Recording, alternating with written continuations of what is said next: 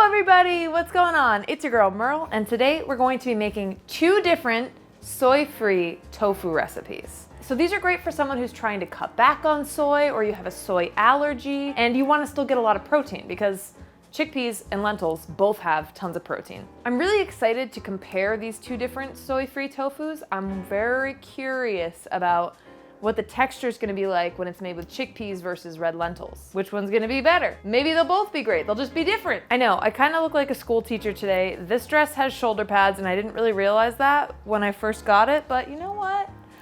I'm feeling it. I feel like I could be in The Sound of Music or something. Far, a long, long way to run. So we should probably get into the video, huh? But before we get into the recipe, let's give a quick thanks to our sponsor today. Thank you to Complement. Complement is a multivitamin created by vegans for vegans. One of the most common questions I am asked is, what supplements do I take as a vegan? Admittedly, I take a lot, and I'm pretty bad at swallowing vitamins. Complement contains 8 vitamins, omega-3s, and minerals scientifically proven to be missing from most plant-based diets. So taking 3 of these easy-to-swallow vitamins over the 8 that I normally take is a game changer. Use my coupon code MERLO'Neil10 to get 10% off any purchase on Complement's website. Link is in description. Thank you. Okay, now I'm gonna go ahead and strain this out. Stinks. Chickpeas stinks. We're gonna set the aquafaba aside. You can obviously use that for countless other things. We made a mozzarella recipe with aquafaba in the past. You can feel free to check that video out if you want. But there are many other things. You can make meringues with aquafaba. You can make sweet treats with aquafabas. You can make all kinds of stuff, contrary to how bad it smells. I'm gonna set my aquafaba aside. God, aquafaba smells so bad. I should make a video on just a bunch of uses for aquafaba. So we're gonna go ahead and take 1 cup of the chickpeas, 2 cups of water,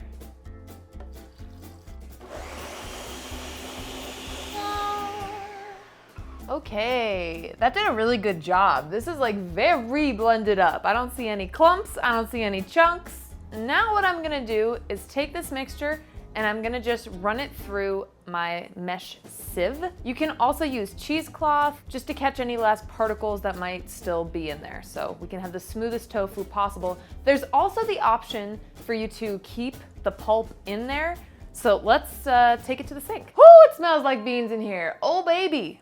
So then we're gonna be left behind with this sort of chickpea pulp, which again, you can use in this tofu if you don't feel like straining it. You could make a little fritter type thing, or you could add it to vegan meatballs. So we're left with this liquidy chickpea fluid, which doesn't look appetizing on its own, but we're gonna take it to the stove and we're gonna put it over medium heat and we're gonna let that thicken right up. This is the point where you can add in any additional seasonings if you want to. I'm gonna add in a little bit of salt, a little bit of turmeric, and just a little bit of oil.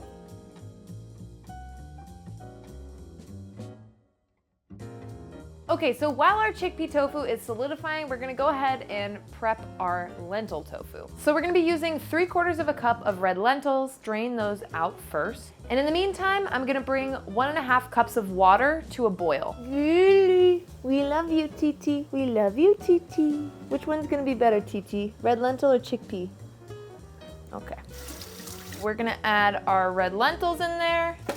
Damn, they really cling on to every nook and cranny here. Stage 5 clingers. And then we're gonna pour our boiling water right on top.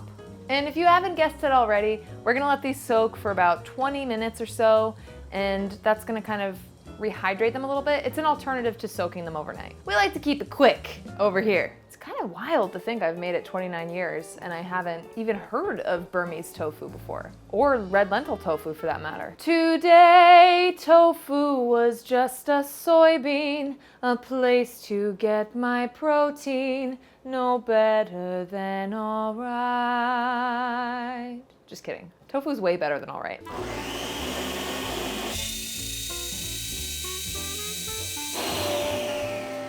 We're not gonna strain this one. I think we're gonna maintain the fiber in the lentils. We're just gonna take it right on over to the stove and basically just whisk it over a medium heat like we did with the chickpeas until it thickens up.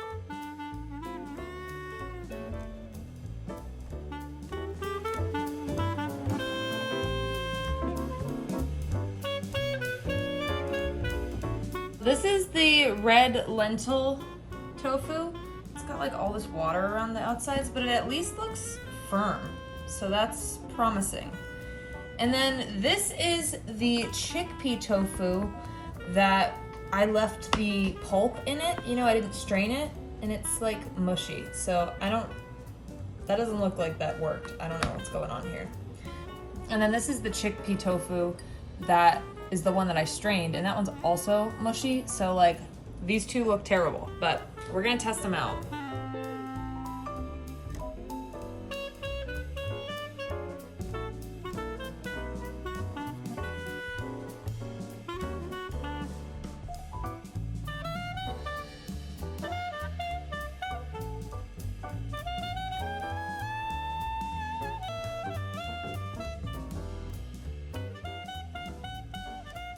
Okay. They're not falling apart, so that's good. Ow!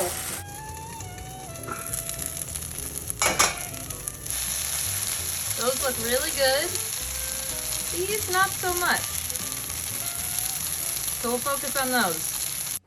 Okay, so now I've pan fried it up, and let's go ahead and try it. It definitely doesn't get crispy because I think it sort of acts as more of a silken tofu. Now you could probably play with the firmness based on like how long you cook it down and how much water you add, but working with what we've got more of a silken tofu vibe. Now I added some soy sauce to this, so let's see. Okay, so the lentil tofu kind of gives me more of a silken tofu vibe, which is totally fine. Definitely better when you add like soy sauce with like chili oils and a bunch of other vegetables. Not ideal the way it responds to heat, you know, like it doesn't, at least mine didn't fry up like that, but I do think you could experiment with the amount of water you put in it and how long you cook it down to increase the firmness. So definitely give it a shot and like experiment a little bit on your own. And if you get it really, really thick before you pour it out to set, I think you would be in better shape to have like a firmer tofu. But I think it's a fantastic substitution, especially if you're trying to reduce your intake of soil. You're getting the protein and you're getting dietary fiber among many other health benefits. It's definitely something I'm gonna incorporate into my diet. I know lentils are really healthy and I definitely don't eat them enough. So this is a really easy way to like plug and play some lentils in my game, you know what I mean? Now, with all that said, let's go ahead and try the Burmese tofu. I'm a little skeptical about how this is going to leave this container. The red lentil tofu definitely has like a custardy texture to it, but so does silken tofu, so. Okay, I don't know how this is gonna go. I'm gonna try the one with the fiber first.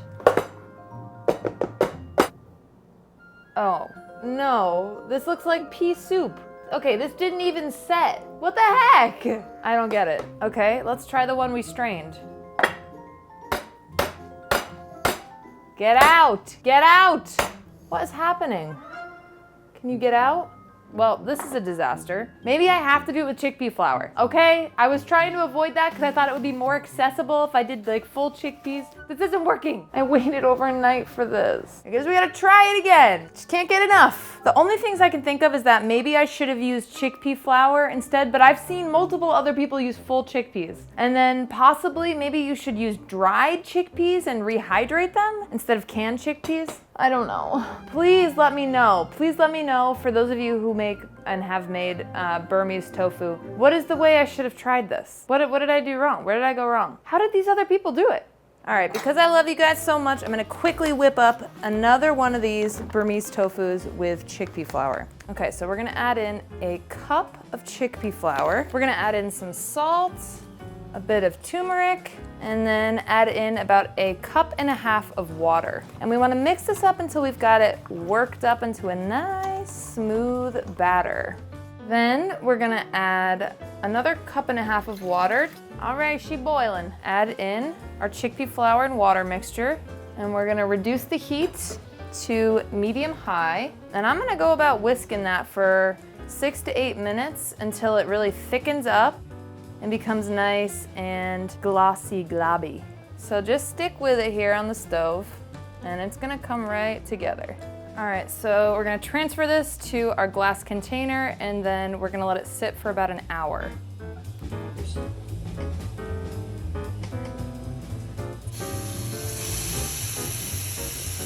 Already it looks so much better. It came out of the container totally firm, and it's just definitely the way I would do this again moving forward. Here it is raw with some soy sauce.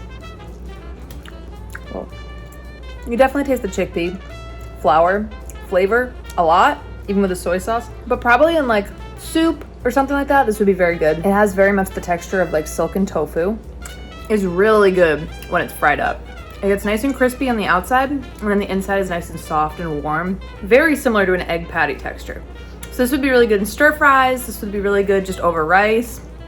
This would be good on a breakfast sandwich. I think it is my favorite of all 4 versions we tried. If you want to hang out more between videos, join my Discord, and I live stream on Twitch every single week, 3 days a week, Mondays, Wednesdays, Fridays. I do Pomodoro co-working streams, and I also play games.